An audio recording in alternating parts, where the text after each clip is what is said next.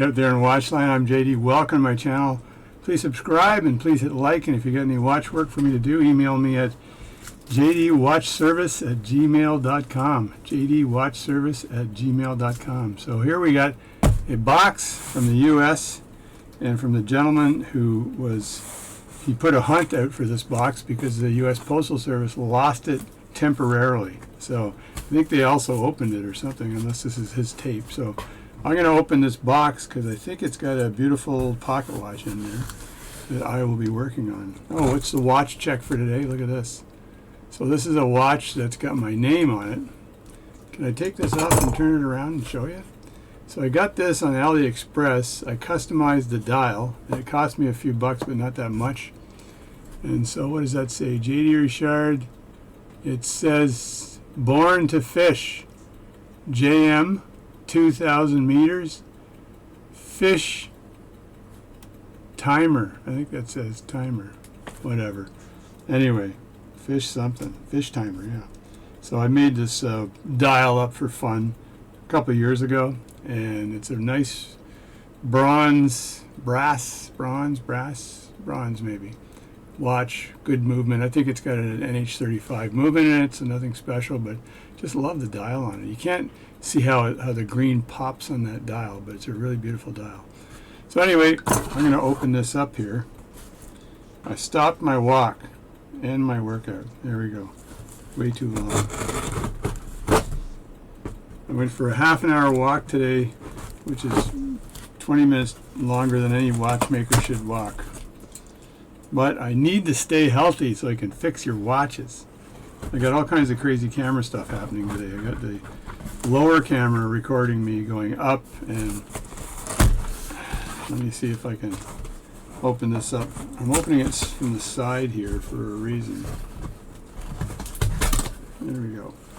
Now what I have is Newspaper Central. I haven't seen what's in here. It came all the way from the US, and this watch is owned by, hold on, let me tell you in a second, because he's going to be watching this video and going, you better get my name right, buddy.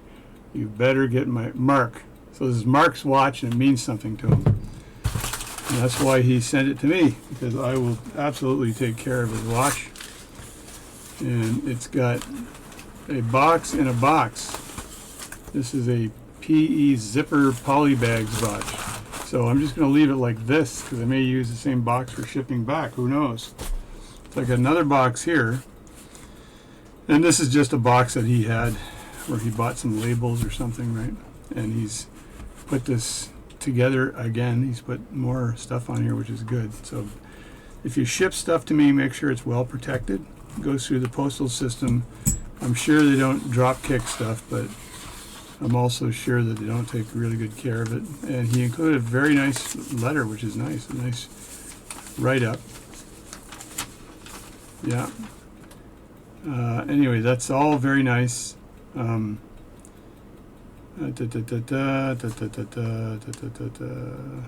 right. He said he forgot to mention there are some repairs required, but that's what I do. I repair watches. So here is the watch. This thing is heavy as heck. This is a heavy watch. Heavy watch is my rapper name. So if you guys have a sense of humor, then we should be it should be very funny, right? Heavy JD. So speaking of heavy, I think I've lost like 30 pounds since I had I had a heart issue and I had to get 2 stents put in. I've been exercising like crazy and eating properly now, so I want to live at least another year. If you had stents, let me know and contact me and say hi. But it's not that bad an operation. It's just they had to do 2 and 3 weeks apart. Do them all at once, folks. If you want any advice, I can give it to you. So I was generally a very healthy person, and it was DNA that caused this. So there's the watch. Here, I'm just going to unwrap this here, and let me just flip camera angles. I'm going to do it live.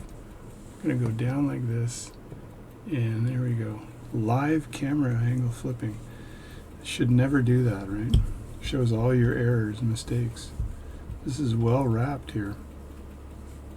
Oh, this is an old watch.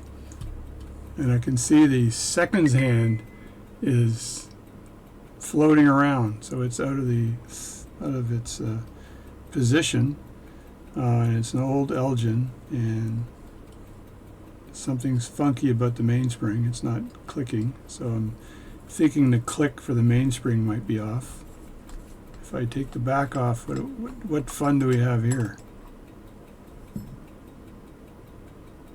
Well, the good news is the balance is good, so that's good news for Mark.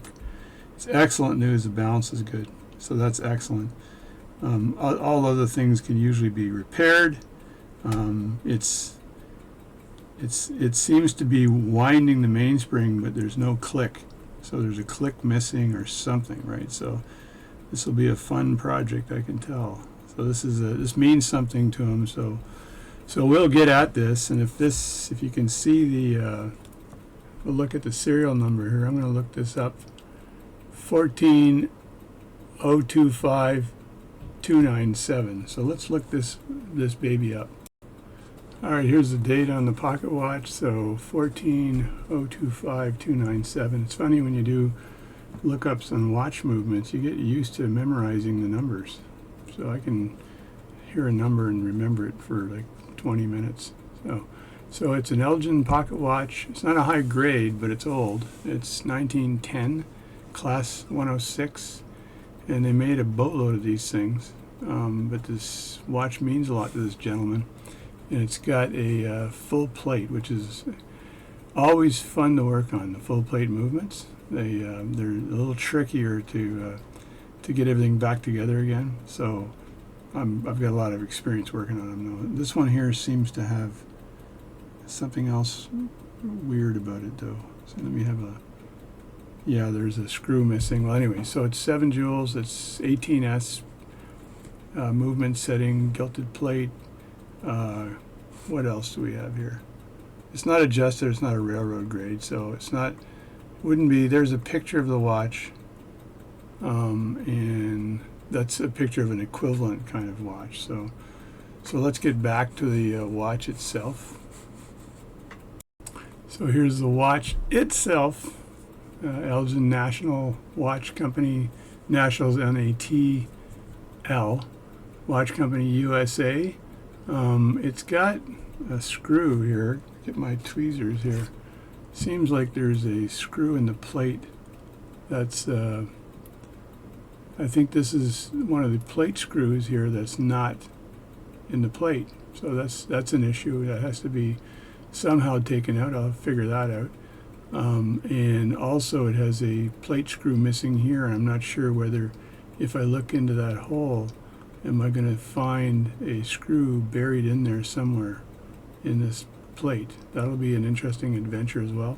And I think based on the fact that the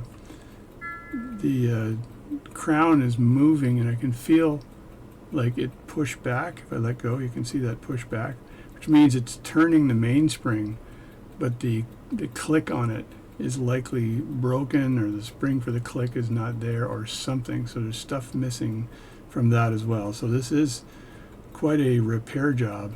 It's not a simple cleaning. This thing's going to need some TLC.